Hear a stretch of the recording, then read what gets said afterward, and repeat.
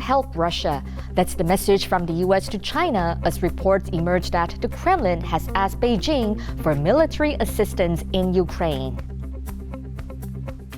While here in Taiwan, another show of support for Ukraine. Hundreds marched through downtown Taipei. Also ahead, Taiwan's Air Force loses another fighter jet in a crash off the southeast coast. Plus, I'm in front of the Taipei Performance Arts Center, one of the newest cultural landmarks in the city. Now, this may look like a spaceship, but it actually houses 3 unique theaters, each with its own different kind of performance. It's not ready for the public yet, but today we're going to get a special preview of what's inside this building.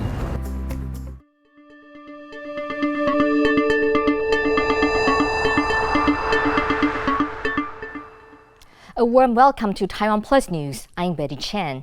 As Russia's invasion of Ukraine stretches into its 3rd week and Western sanctions on the Russian economy bite, there are signs that the Kremlin is looking to China for a lifeline.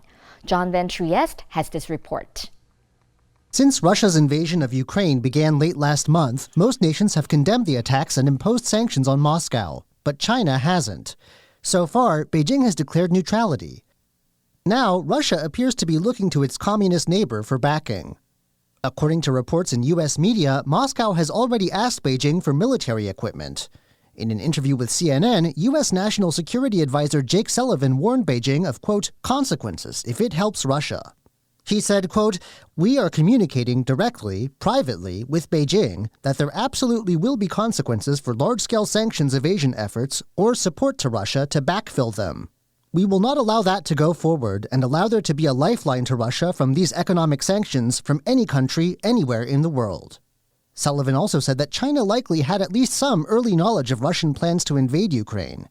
And just last month, Russian President Vladimir Putin and Chinese President Xi Jinping announced that friendship between their countries had, quote, no limits. On Monday, Sullivan is set to meet with top Chinese diplomat Yang Jiechi in Rome. The invasion of Ukraine and China's response to it are expected to be high on the agenda. Chris Ma and John Van Trieste for TaiwanPlus. A Russian missile attack on Sunday hit a Ukrainian military base just 25 kilometers from the border with NATO member Poland, killing 35 and injuring 134. U.S. Secretary of State Antony Blinken condemned the attack on a Yavoriv base, which brings the war to NATO's doorstep. Russia claimed the attack targeted foreign fighters and weapons entering Ukraine.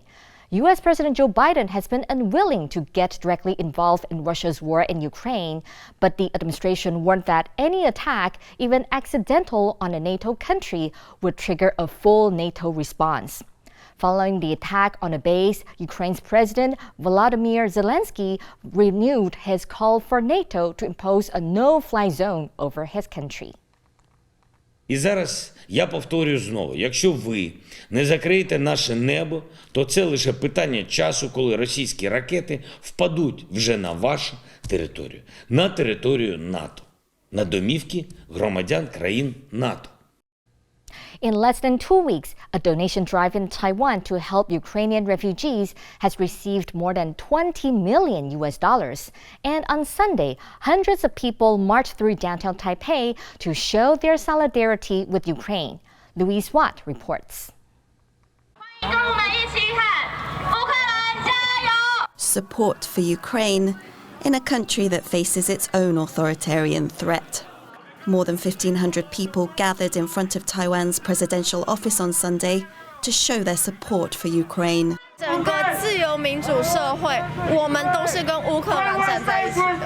Some demonstrators brought along their children.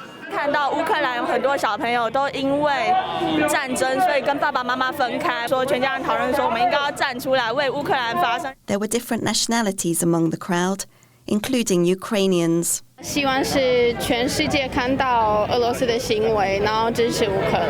But the organizer of Sunday's march says it wasn't just about showing solidarity for Ukraine, but also about raising awareness among Taiwanese of their own threat next door, from China, which claims Taiwan as part of its territory.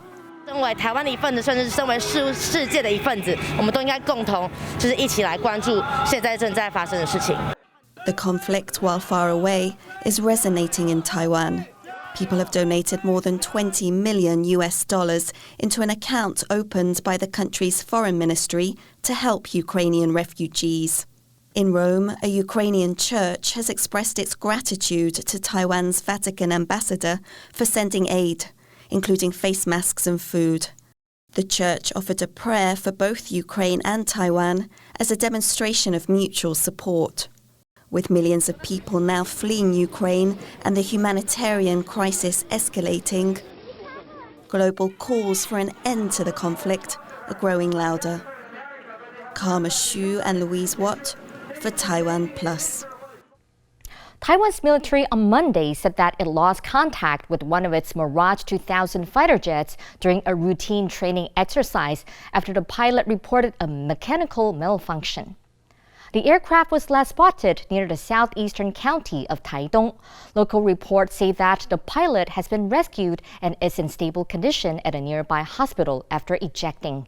The plane has not yet been located, and the Air Force has announced that all the Mirage 2000 fighter jets are being grounded for inspection. It is the second major fighter jet accident this year after an F-16V crashed during a training exercise in January. Taiwan reported 2 new domestic infections and 73 imported cases of COVID-19 on Monday. Health authorities say that they are trying to figure out the source of infection for one of those new local cases and 2 other existing infections. Right now, they think the cases might be connected to close infections at a hospital and in a tour group. While new daily case numbers remain low in Taiwan, the government is eyeing the climbing numbers in Hong Kong, where the total number of deaths has now surpassed the total for Wuhan.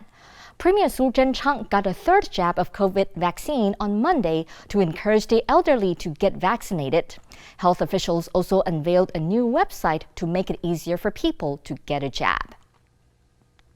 Millions of people across China are under lockdown as the country endures its worst outbreaks of COVID-19 since the virus first emerged in Wuhan 2 years ago. 18 provinces are battling clusters of the Omicron and Delta variants. This includes northeastern Jilin, where the provincial capital of Changchun and Yanji on the North Korean border have all been locked down. Shanghai has also ordered schools and many businesses closed. And in Shenzhen, central neighborhoods were sealed off overnight. Cases surged nationwide to nearly 3,400 on Sunday, some 10 times the number a week earlier. New survey results from the U.S.-based Brookings Institution have found that Taiwanese continue to blame China for the spread of COVID-19 and resist the narrative that Beijing has handled the pandemic effectively. Reinhold Kilpatrick asked survey author Lev Nachman what this shows us about the attitude in this country.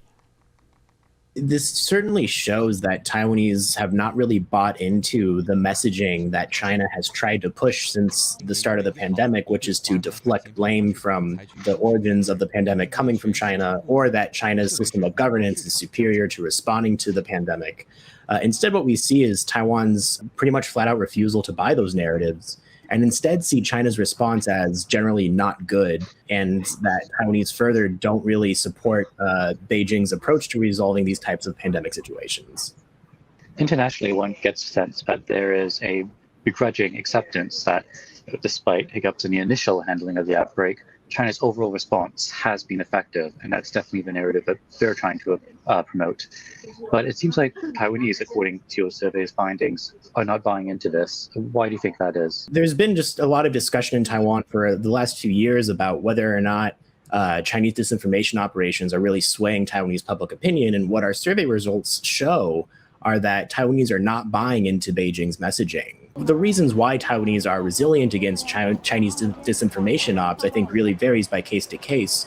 But in this example, I think a couple of the main reasons why Taiwanese are so not buying into Beijing and still so supportive of Taiwan's own response is because of how effective Taiwan's government was in responding to COVID. I think there's a lot of historic memory from 2003 and SARS, and a lot of remembrance of how Taiwan has grown in their ability to respond to these pandemic situations that really leads to a lot of Taiwanese public support for the government and for their handling of COVID.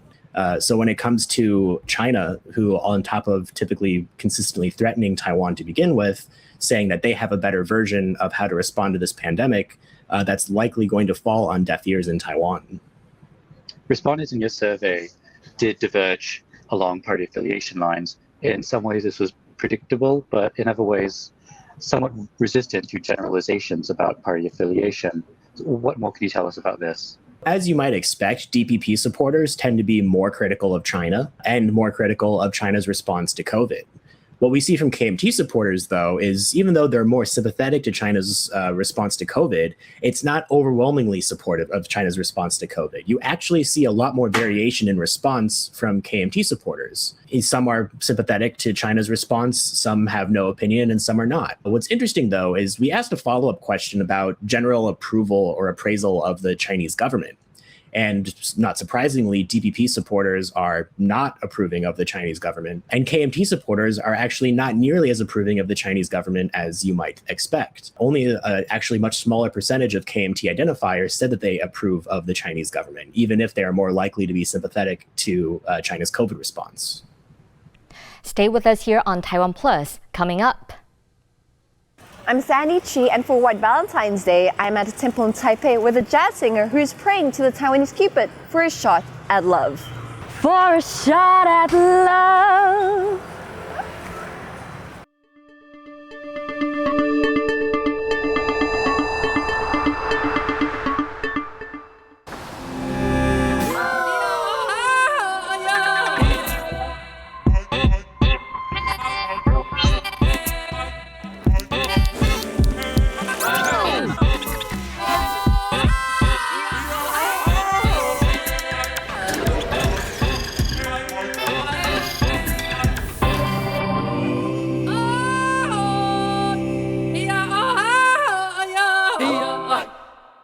Thank you for watching Taiwan Plus. For more great news from Taiwan and around the world, download the app Taiwan Plus.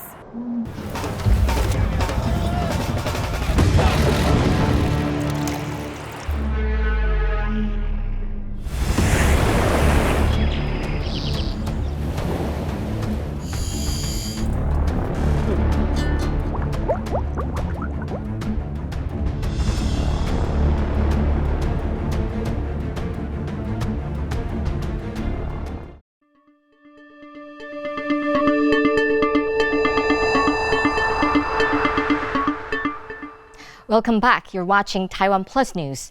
Taiwan's economy minister has said the Taiwanese computer giant Asus will make plans to, quote, evacuate staff and business from Russia due to the invasion of Ukraine.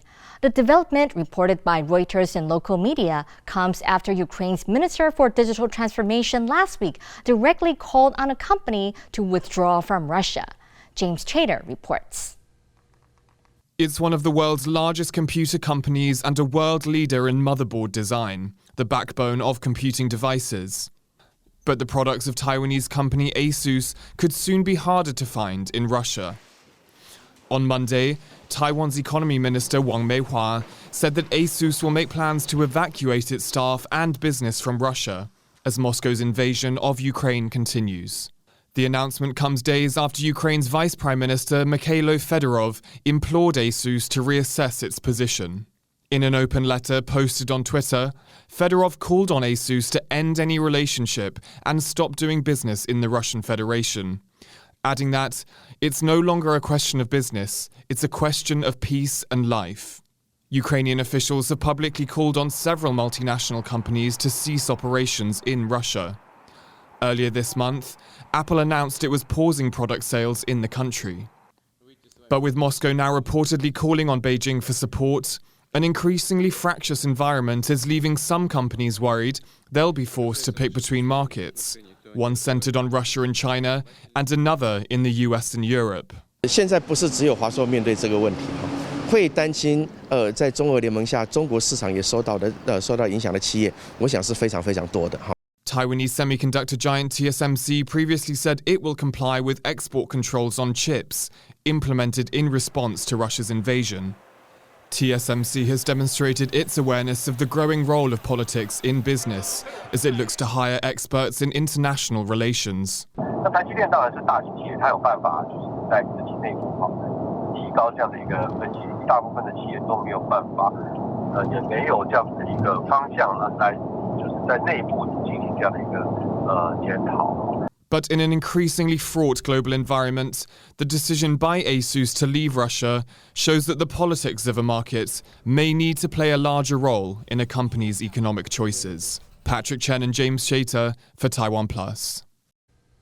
Iran's Revolutionary Guard has claimed responsibility for a missile barrage that hit neighboring Iraq on Sunday, injuring one person. The missile struck close to a large U.S. consulate complex in a residential area of Erbil, the capital of Iraqi Kurdistan. The consulate itself was unharmed, but a local TV news station suffered damage. Iran's Revolutionary Guard says the attack was in retaliation for an Israeli airstrike in Syria last week that killed 2 of its officers. Iraq's government has condemned the strike, calling it a violation of international law and norms. A fire has broken out at a logistics center belonging to the French multinational food retailer Carrefour in Taoyuan, northern Taiwan. The 2-story warehouse was engulfed in flames on Monday morning, with a column of smoke rising into the sky visible from several kilometers away. Taoyuan's fire department reported no injuries and has launched an investigation into the cause of the fire. Carrefour says that its hypermarket operations across Taiwan are unaffected by the blaze. Taipei City is now offering junior high school students monthly access to free menstrual products. Mayor Ko Wen-je says the scheme aims to address problems caused by period inequality. Our partners at Radio Taiwan International have the story. A schoolgirl keys in the barcode for a pack of menstrual pads. And it's coming at a bargain price, because starting on Monday, junior high school students across Taipei will get about $7 a month for menstrual hygiene products. More than 30,000 students are eligible for the scheme, which is operating in High Life convenience stores. 我觉得就是很方便，因为可能平常都要另外花钱，可是现在有这个政策就可以就是莱尔富，而且就是手机动一动很简单就可以免费换到卫生棉。超商是24小时开，学生随时都可以去兑换，这个是非常棒的一个政策。大概编了6000多万，那目前算起来大概是3万名的国中女生。那我们在这个系统里面，我们会让她每2个月有一次那个券，大概有效期是2个月，不用每个月去换。The vouchers are valid for 10 hygiene products, and you can redeem them using self-service machines or through an app.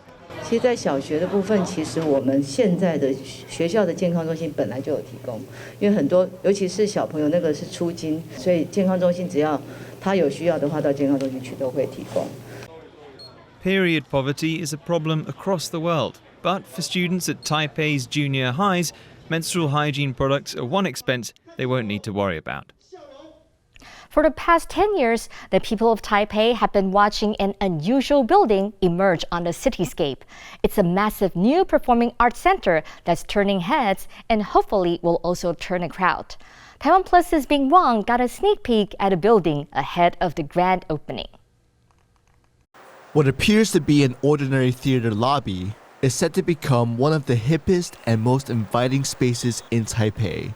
This part of the new Taipei Performing Arts Center will be filled with restaurants and bars and have 2 distinct entrances with multiple performance spaces.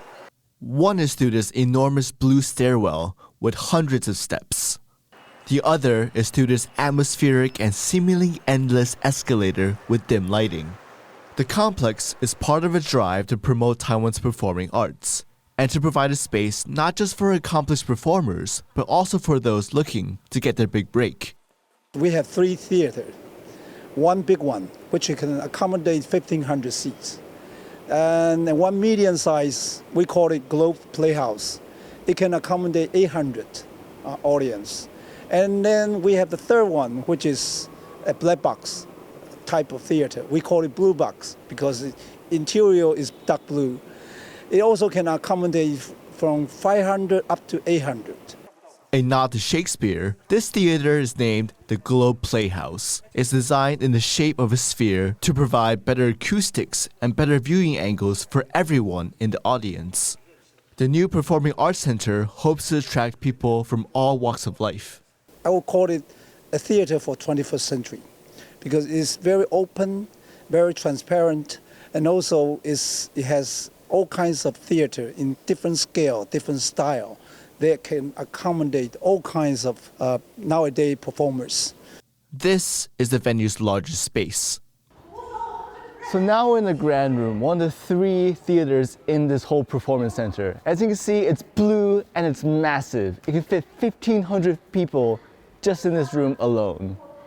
The size is on par with the most famous performing arts centers in Taiwan. The more traditional National Theater, also in Taipei, fits the same number of people. Construction started 10 years ago and should be completed by the summer. According to the man in charge, Austin Wong, the story behind the construction is as dramatic as some of the plays that will unfold on the stages. The reason why it took so long because the building is very difficult to build. The material and the way of the construction method is, most of them is one and only in Taiwan, which is really cost a huge amount of money. During the process, one of the major contractor, they declared bankruptcy. So we have the whole construction has been stopped for a year and a half. And we have to look for the other constructor to finish the whole project. This is really a very difficult building to build. The much anticipated center is set to officially open to the public in July, and the plans for it are ambitious. The Taipei Performing Arts Center aims to stage 600 events and performances every year and welcome 600,000 visitors from all over the world, pushing Taiwan's arts onto the international stage. Klein Wong, Ken Ning, and Bing Wong for TaiwanPlus. Love is in the air. March 14th is White Valentine's Day. Originally a Japanese holiday, it's now observed across East Asia. So who do people in Taiwan turn to find love? Our reporter Sandy Chi visited one of the most popular temples in Taiwan, and she went with a jazz singer who needs a little help in the love department. You don't know what love is. 26-year-old Australian Taiwanese jazz singer Caitlin McGee is looking for love. And for her, the song sums up her experience. I feel like it really connects with my story of love. I have never been in love before. And as a singer, when you sing songs, you want to be connected to them so you're able to tell your story and people can feel it. So not only does it have a beautiful melody, but also it really reflects on my own experiences. In Taiwan, Caitlin has found success as a singer, but she hasn't been so lucky in love. Today, she's come to the Shanghai City God Temple to try a more traditional approach.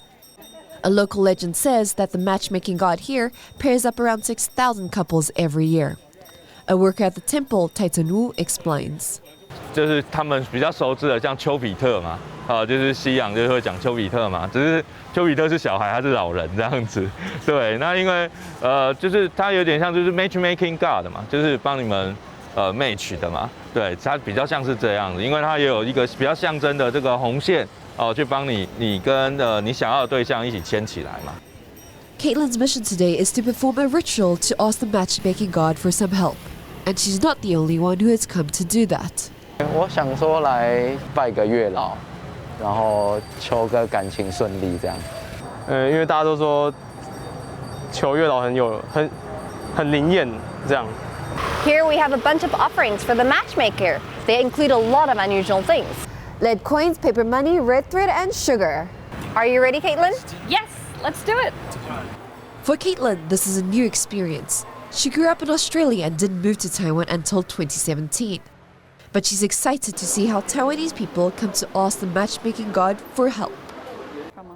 The process starts by introducing herself to the god and telling him the qualities she's looking for in her ideal partner. I'm just a regular girl, just trying to find a regular guy. I'm looking for a guy that is understanding, someone that's kind, and someone that shares a passion for the arts. One of the most important steps during the ritual is to circle the red thread and the lead coins 3 times above the incense burner outside the temple for blessing. Then you place them in your wallet for safekeeping. As Taipei says, the red thread symbolizes the connection with your future partner. And the lead coins, well, the Taiwanese Hokkien word for lead, one sounds like the word for destiny. After you complete the ritual, you can sample some engagement cakes and drink a cup of blessed tea outside the temple. But that's not being served right now because of the pandemic. Well, I feel really calm and I feel very optimistic. I feel like when I go to the temple and I make an offering, I feel like the God is, blessing me. So I'm very, very excited to see what the future will hold and very thankful for this opportunity. I feel so happy that I'll find my chance at love. Thank you to the gods. Now Caitlin has finished the process, she's feeling upbeat about the future. So who is the lucky guy at the other end of Caitlin's red string? Only time will tell. But one thing for sure, if she does find her Mr. Right, she'll have to come back to the temple to perform another ritual as a sign of thanks to the matchmaking god. Alex Chen and Sandy Chi for TaiwanPlus. Thanks for watching TaiwanPlus News. I'm Betty Chen. We'll leave you with footage of the celebrations of Elephant Day in Thailand. For more stories from Taiwan and around the world, please download the TaiwanPlus app. Stay safe and see you next time.